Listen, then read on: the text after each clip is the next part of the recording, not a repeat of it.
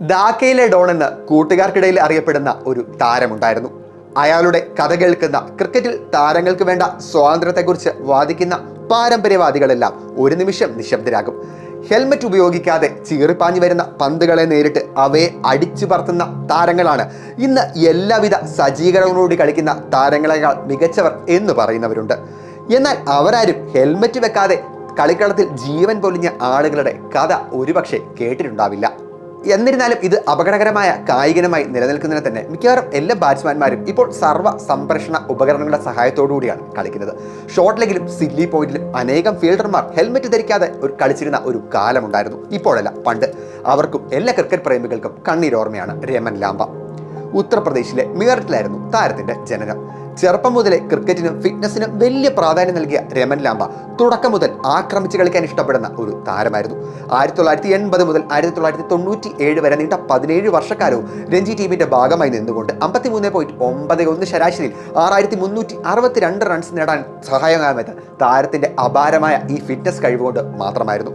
സ്ഥിരതയോടുള്ള പ്രകടനങ്ങൾ 1986 Australia കപ്പിലുള്ള Indian ടീമിൽ താരത്തെ എത്തിച്ചു. അന്ന് ഫൈനലിൽ പരിക്കേറ്റ കപിൽ ദേവിന് പകരക്കാരനായിട്ടാണ് താരം ഗ്രൗണ്ടിൽ ഇറങ്ങിയത്. അതിനുശേഷം നടന്ന ഓസ്ട്രേലിയൻ പര്യടനത്തിൽ 1 സെഞ്ചുറിയും 2 അർദ്ധ സെഞ്ചുറിയും നേടി തിളങ്ങിയ രമൻ ലാംബയുടെ അന്നത്തെ പ്രകടനം ക്രിക്കറ്റ് കണ്ട ആരും മറക്കാനിടയില്ല. 1989 ജവഹർലാൽ നെഹ്റു സെഞ്ചുറി കപ്പ് ടൂർണമെന്റിൽ കൃഷ്ണമാചാരി ശ്രീകാന്തും ചേർന്നുള്ള ഓപ്പണിംഗ് കൂട്ടുകെട്ട് അത് അപാരമായൊരു വിരുന്ന് തന്നെയായിരുന്നു. ആക്രമണ ക്രിക്കറ്റിന്റെ എല്ലാ സൗന്ദര്യവും നിറഞ്ഞതായിരുന്നു ഇരുവരുടെയും ബാറ്റിംഗ്.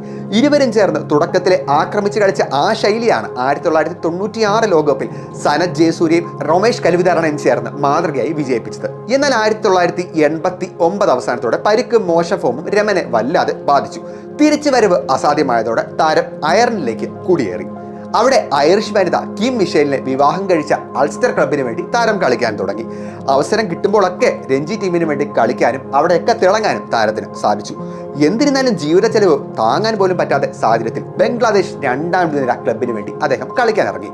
ഒരു ദിവസം ബംഗബന്ധു സ്റ്റേഡിയത്തിൽ ധാക്ക പ്രീമിയർ ലീഗിൽ മുഹമ്മദൻ സ്പോർട്ടിങ്ങിനെതിരെ കളിച്ച രമൻ ലാംബ ഫോർവേഡ് ഷോട്ട് ലെഗിൽ ഫീൽഡ് ചെയ്യുകയായിരുന്നു. ഓവറിന്റെ അവസാന 3 പന്താണ് ക്യാപ്റ്റന്റെ നിർദ്ദേശപ്രകാരം രമൻ ലാംബ അവിടെ ഫീൽഡ് ചെയ്യാനെത്തിയത്. ഹെൽമെറ്റ് വേണോ രമൻ ലാംബ എന്നുള്ള ചോദ്യത്തിന് വെറും 3 പന്ത് മാത്രമല്ലേ ഉള്ളൂ, എനിക്ക് ഹെൽമെറ്റിന്റെ ആവശ്യമില്ല എന്നുള്ളതായിരുന്നു അദ്ദേഹം ക്യാപ്റ്റന് കൊടുത്ത മറുപടി. ആ തീരുമാനം തെറ്റായി പോവുകയും എതിർ ബാറ്റ്സ്മാനായ മെഹ്താബ് ഹുസൈന്റെ ഒരു ഷോട്ട് താരത്തിന്റെ തലയിൽ ഇടിക്കുകയും ചെയ്തു. ഇതോടെ നിലത്ത് വീണ രമൻ ലാംബയെ കൃത്യമായ ചികിത്സ ലഭിക്കാത്തതിനാൽ തന്നെ അദ്ദേഹം മരണത്തിന് കീഴടങ്ങുകയും ചെയ്തു. ലോകമെമ്പാടും താരത്തിന് ആദരാഞ്ജലികൾ അർപ്പിച്ച് വിവിധ ചടങ്ങുകൾ നടന്നു. എല്ലാ ക്രിക്കറ്റ് പ്രേമികൾക്കും കണ്ണീരോർമ്മയായ രാമൻ രാമയുടെ പ്രാദേശിക ടീമായ സോണറ്റ് ക്ലബിന്റെ തൊപ്പി രാമന്റെ തലയിൽ ധരിപ്പിച്ച് ഭാര്യ കിം അദ്ദേഹത്തിന് വികാര നിർഭരമായ യാത്രയയപ്പ് നൽകി. ഫോർവേഡ് ഷോട്ട് ലെഗിലെ കണ്ണീരോർമ്മയായി താരം ഇന്നും നിലനിൽക്കുകയാണ്.